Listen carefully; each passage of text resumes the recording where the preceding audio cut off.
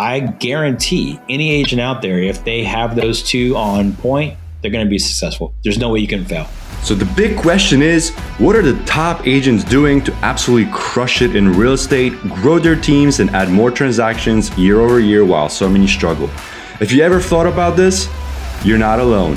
No one has been able to get the answers until now. We spent the last few years helping agents sell billions in real estate, rubbing shoulders with top producers, which got us thinking, how can we expose more people to these insights to help raise the standard in the whole real estate industry? We then realized that we could help bridge the gap by getting the secrets from the best of the best so that you can succeed. My name is Andrew Dunn. And my name is Peter Michael. Welcome to Elite Agent Secrets. I actually want to roll into your second topic because I think it'll roll quite nicely. We want to talk about guaranteeing success and failure, and I'm sure there's quite a few things that you want to talk about too specifically, that these are the pitfalls that people want to avoid, and how to get themselves to the level they want, which is really, like I said before, we want everyone at multi six figures. That's what we're really hunting for. Everyone 200 grand plus, but everyone should be a minimum of 100. And you did that part time. So what would you say the two things then that would guarantee success and failure? Absolutely. So the number one thing, and they're both important, but I put this one number one because, if you look at it as building a house, you got to start somewhere, right? Everything's important in your house, but you got to start somewhere, and that's your foundation. And your foundation when it comes to building your real estate business is your mindset. Like, what is going through your mind while you're doing this, and where are you at with it? I know for most of us, we didn't grow up, with a silver spoon. A lot of us have been blue collar, struggled through life, have big dreams, have big aspirations, but we have some limiting beliefs that keep us from realizing those dreams, and we're self-sabotaging because we just don't think that we can, or we don't think that we deserve it, or it's not possible, or nobody in our family has done that. And that's for those people over there. That's not for me. And I'm, here to tell you that it's not true. It is here for you. It's anything you want is here for you, and it is 100% attainable as long as your mind is in the right place. I'm doing this challenge right now called 75 Hard, and the guy who invented this, his name is Andy Friselli, and he's got this quote that I absolutely love. It says, oh, goodness gracious, I'm going to forget it. But it's basically on this line of whoever you're sitting with is who you're going to be like. Yeah, you're the outcome of the 5 closest people, basically. Another way of, that's another one. It's funny because you're like the third or fourth person that we spoke to that's actually participating or doing the challenge as well. So yeah, Andrew, it's I think awesome. we may have to join the challenge by the peer pressure from the most successful. You got to do it, dude. You got to do it. And it was some super successful folks that I saw doing it. They really encouraged me to get into it, because it's a mindset thing. It's relative to this part of the conversation where it's all mindset. And the quote is, if you sit with them, you will be like them. Right. So if you really internalize what that means, it's like, hey, whoever you're around, whatever you're around, you're going to be like those people or those things. And when it comes to mindset in real estate, it's why it's the number one critical thing that you have to consider is whatever thoughts you have, that is going to be what you produce. Right. So some things have to change. Right. If you're not doing self-development, if you're not listening to positive stuff, then it's probably going to be very difficult for you to get the level of success that you want. And that's just a reality. I had to cut out music. And not to say that I don't ever listen to music. It's not my primary source of entertainment anymore. I cut out the TV completely. Now it's back in. Like, maybe I need to cut it out again. But for years, I would say probably 4 years, I cut out TV. We don't have a internet subscription other than for our computers and stuff. There's no TV there, right? There's no direct TV, no cable TV. we cut all of that out so we completely relegate what comes into our minds. I've read some amazing books, which I was not doing prior to getting into real estate. And knowing that statistic that, the average CEO of a company reads 62 books a year and the average American reads one. And that's staggering. And the difference in their income is like thousands of percent difference. So why is that? What are we putting into our brains that's keeping us from growing? And what can we put into our brains to facilitate that growth? So your mindset is huge. And I would say limiting beliefs is a big one. And also imposter syndrome, right? Where these are two that I experienced. So I don't know if everybody's going to experience these or has, but these are two that I experienced. And I'll, be completely transparent with that, where one, I didn't believe that I deserved this. I didn't believe that. I thought I could do it because I just like that, but I didn't believe I deserved it. I'd be like, oh, that's not for me and my people. My people are like this. Well, why is it? Because of this and that, and not having a victim mentality is important as well, right? We have to be able to be accountable to others and to ourselves and to deal in realities. Right? It's nobody else's fault that my business failed the first time. It's not the economy's fault. It's not the area's fault. It's not my wife's fault. It's not the brokerage's fault. It's mine because I didn't adapt. Right? I didn't adapt to what was going on because there's plenty of other brokerages that made it. There's plenty of other teams and agents that adapted. So if they did that, why did I fail? My mind wasn't right. So the only way to fix that is to have the right mindset from the get-go. As evidenced by me talking with my family and getting everybody on the same page and understanding the sacrifice that was going to come very shortly, and then staying focused and determined and diligent and disciplined to the activities that I was going to have to take regardless of the outcome. Regardless of if I was successful on my phone calls, if I was successful on my door knocks. I'll never forget going door knocking. One of the first times I did it, I took a flyer with me, a market update flyer that I had printed out because I couldn't afford to mail it. So I went there, passing these things out. I put it on a lady's doorstep. She had a no soliciting sign. I'm like, I'm not soliciting because I'm not knocking on her door. I'll just put this thing right by all these other advertisements on her door. Well, before I got home, I had a voicemail. I'm like, oh, yeah, I'm excited. Somebody wants to sell their house. And man, this stuff is working already. Well, I was wrong. She was cussing me out. Don't put your fucking shit on my doorstep anymore. This trash and da da da. I'm like, oh, my God. So I called the lady. I profusely apologized to her voicemail. She would never take my call. 2 years later, I sold her house. No way. Yeah. Mm-hmm. 2 years later, I sold her house. And this goes back to the relationship. Did she answer your phone call in the 2 years that you never did? Nope. She never answered my phone call, never called me back. I kept marketing. I never knocked on her door or left her anything ever again. But, the relationship part plays key in this because I was very apologetic in the voicemail. I don't know if that made a difference or not. But when she called me to sell her house, we talked. We didn't talk about that incident. I was not about to bring that up. But I discovered through conversating with her that her dad had just died like right before that incident. So when she lashed out at me, it wasn't about me. It was just the last straw on the camel's back that sent her over the edge. And she was dealing with all these other emotions.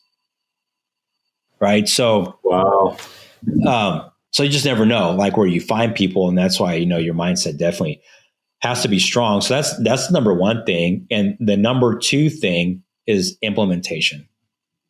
This is a huge one. I don't think it's as important, but it's like right there in the sense of in today's age of technology, all podcasts, YouTube videos. I mean, where can an agent go to learn how to do all these things for free? Anywhere. Right? They can learn how to door knock. They can learn how to do listing presentations. I learned how to do for sale by owners on YouTube, right? Expireds on YouTube. I mean, they can go anywhere, seminars, webinars, wherever you want. Everybody is out here giving the information. Podcast that they can go. Absolutely. Yeah, I do too. Right. There's options for them, right? Where they can go and they can learn all of this stuff that's going to really change their business and change their lives. But the reality is only 5% of people who hear this shit are going to implement it. Yeah. And that's why everybody gives it for free, right? Because they know. What was that? I was going to say, we spoke about quotes earlier, and this one got my back up when I first heard it. Because I don't know if I've ever mentioned this, but I've actually got a patent in my name, because I used to, when I was younger, I actually have an invention. I still own the patent for it. And, but I'm an engineer as well, prior. So I actually built my thing. So I've got the prototypes and I actually made them. And Gary Vee said, and this is what riled me, and it riles a lot of people. And then as I've got more aged in business, I've realized how true it is. And he said, ideas are shit. Execution is everything. Everyone's got a fucking idea. Everyone's got a fucking idea. He said, I always remember the one he gave during this, like, this pissed off statement that he kind of gave, but you know, it was Gary Vee's pissed off, which isn't that pissed off, but he's kind of like, you want the next $1 trillion idea? A self-ordering, self-serving fridge, a fridge that it knows exactly what you want all the time. So as soon as you're running out, it orders the food for you. It comes and it restocks itself. $1 trillion idea. Go and fucking do it. None of you will. Fucking do something. Yeah, it's true. It's true. You know, and it's true too in this business, you know, where, I mean, I coach and mentor agents all the time, you know, and that's the biggest thing. I'm like, hey, you know, 6 months after we start, how are you? You know, how are things going? Where are you at on this and that? Well, no, it's not going great. You know, I'm about to go get another job. You know, why? What happened? You know, well, I'm not having success with this. I'm not having success with that. Okay, well, what did you do? What action did you take? You know, what did you implement? No, it's nothing. You know, I chose not to, and it's a choice. You know, they choose not to implement these things, and that is their biggest detriment. They're all capable of learning it. Very few people are incapable of learning, right? And those people have a reason for that. If you've passed the state and the national exam to get your real estate license, you are 100% capable of being a good real estate agent. You're capable of running a good business. If you're not there, it's because you just, at this time, don't want it enough and you're not implementing enough. So the mindset and the implementation and consistency with that implementation is the absolute foundation of success. And I guarantee any agent out there, if they have those two on point, they're going to be successful. There's no way you can fail with those two. A good mindset, clarity on what you want, clarity on where you're going in your business, where you're going as a person, and implementing the things that you're learning. Hands down, you'll win. 100%. One of the things that I was just thinking about, which you've also shown and we show. So when we coach agents and teach them, we focus on a single source. So we don't go do like 20 different things. Like they all work. Like we've discovered this, that like you crush door knocking. Most people don't want to do it. It fucking works. You're still doing it. You're still crushing it. You're doing more deals. You're making hundreds of thousands of dollars. We focus on social, Facebook ads specifically. That's our thing. We do it. It works. It scales. We love it. Right? Some people do YouTube organic. Some people do calling expireds. Everything works. The whole reason we do literally this is because it's like we want to open the world up to kind of like everything works. All these amazing top producers make crazy amounts of money, all using different strategies, a lot of them using the same, because everything works. What you're going to find is it's because they do the fucking work that it works. It's not the strategy. It's not the fact they're using this magic, like it's not the fact they're using TikTok ads. It's not because TikTok ads is new. It's not that. It's them. It's the fact that you could take a successful business owner and put them in almost any industry, and with enough time, they will be successful in that industry, because it's the mentality, it's the work ethic, it's just how they approach a problem.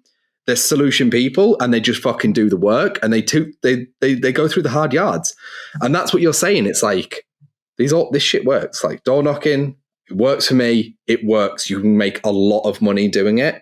Just do the work, right? Yeah, and that's absolutely. how you're going to guarantee success. So you got execution and mindset, right? So yeah, mindset's absolutely. huge. That's what I've just kind of spoken about. It's like Just commit. Just decide you're going to fucking do it. Just like, it's like 2022 is, for everyone listening, like, this can be your year, and it's literally one decision. It's actually one. It's not multiple. It's literally one. I always remember listening to Tony Robbins. I don't love him. I don't hate him. I'm kind of indifferent. I think he's all right. But a lot of people follow Tony a lot, and that's great. And he said, a lot of people think decisions take like a decade to happen. He said it doesn't. It took you a decade to get pissed off enough for that moment for you to actually make a decision. A decision takes a moment. It's how long it takes you to get to the point where you're in enough pain to make that decision. And that's what people think, oh, no, it took me 10 years to decide. No, it fucking didn't. It took you a split second to decide. It took you 10 years to realize you're too old for this bullshit anymore. And that's what we're here to say. Is like, there's way too many fucking broke agents out there. Surely anyone listening to this isn't making the income they want. Whether you're at 200 grand and you want to make 500, like, it's time to, pull up your socks, put your boots on, and fucking go to work. And that's what we're here to do. Is, hey, let's fucking listen to this and do the execute against it. Go use Jeremy's script. Like, if you want to knock doors and get another 70 deals this year, like, holy shit, it's possible. Yeah. Now, Jeremy, is most of your deals coming from door knocking? I'm assuming now they're coming from referrals, but before they came from door knocking, what's the percentage that you're getting from door knocking now? Or are you still doing it? So now it's very small. I'm pretty much out of production now. So I don't do the door knocking so much. I coach agents on how to do the door knocking. But like in the beginning, door knocking was instrumental. Door knocking and open houses, and the same strategy, the same mindset can be used in both of those, right? Because they're the face-to-face interactions with people and adding value right away. I would say probably right now, 10% of our business comes from that, but maybe 70% is from referrals and repeat clients. Right. What I don't want people missing out on is that's how you build your foundation of your business before you had the luxury that you have now of the referrals coming in. Correct. This is what you did when you were boots on the ground, what you teach your agents, what they do to build their empire, their foundation, and set the pace for the team. Absolutely. And I think that anybody who does it that way, going to what Andrew was saying about being an engineer and having these products that he created with his hands, right? He actually put in work and built these prototypes with his own hands, put his own blood, sweat, and tears into that. And I think that for us, at least for me, and I'm sure there's other people out here who will resonate with this point, when you build something like that organically with your own efforts, the pride you take in it is different than when it's handed to you or you hire out the activities for somebody else to do. So as I'm door knocking and making these connections with people and building up a farm area that I have now 25% market share in, I take that super seriously, right? And I'm very proud of those efforts because I did them. I walked those neighborhoods. I took my kids along with me and they got to see that, right? They got to help me do that stuff. It's funny you mentioned that because I do take my kid on showings with me every opportunity I have. And it's not because I want to take her, it's because I want to give my wife sometimes the time to just chill out, right? We're expecting another one. So if I can take the kid for 2 or 3 hours, it's not a big deal. I find that my clients enjoy it at the same time, and she gets to learn. Someone's going to have to take the empire over at some point or another. Yeah. And it's funny that you say that because my daughter, my oldest daughter just turned 18, just graduated. She actually just yesterday passed her last test for her classes. So now she's getting ready to take her license. She's been working as an executive assistant for us for about 6 months, I think, something like that. So she's coming into the business, but what they've seen, my kid, how old is yours? Mine's only 1.5. So starting her. So that's really good, right? Immersion right away. So mine were a little bit older, when my youngest was 8 when I got back into this business. So they've seen the growth. They have seen me working the railroad and me working both jobs, and then now me just working real estate and me working on the sales side of real estate and out there hustling, and now me building up a team and a business, an organization where we can now help other agents grow. And they've watched this transition over the last 5 years. And the feedback I get from them is just so rewarding. They're like, wow, Dad, we've seen this whole thing, and now it's cool. We get to go on vacation and we can get to do cool things, and we get to live in a nice house in a nice area that we didn't have before. So they get to see the struggle firsthand and know, that whatever they want to do in life, they could do it. If they want to go be a heart surgeon, well, they can do that. If they want to fly fighter jets, they can do that. Whatever it is they want to do, we're not tall, so they probably won't be playing in the NBA. But anything else, they could probably do it. There's certain things, no matter what, they just. This is kind of. I think this will come across super arrogant, but this is genuinely my goal. So I used to work. I love race cars. I used to build race cars. That was one of my engineering jobs. I used to work in Formula One, and it was like I want to I want to be a big part of a team, and that's why I always grew up being like, I want to own a race team. I want to have a race car, and I have a race car now. And then I was like, well, I'm getting into business, and everyone was like, well, I thought you wanted to be, work at race teams and all this. And I was like, yeah, I just decided I'm going to buy one instead. So I'm just going to get rich and buy a race team rather than working for one. And that was the decision. And it sounds so kind of stupid. Come on, who's really doing that? And that's my decision, and that's what I'm doing. So I'm working hard enough, so I can earn enough money to just buy my own race team. That's and awesome. Everyone else can fuck off. That's right.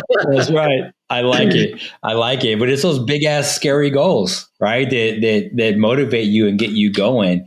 There's so many books that talk about that manifestation. Think and Grow Rich is one of my favorites. I was going to say, it was just it's just the ignorance, isn't it? When you're just young and you're like, I'm just going to do that. And everyone's like, you're fucking insane. And I'm like, well, I'm doing it. So, and I went and rocked and rolled with it. Oh, and by the way, if you're interested in gaining access to our course and coaching 100% for free, then head over to go.eliteagentsecrets.com.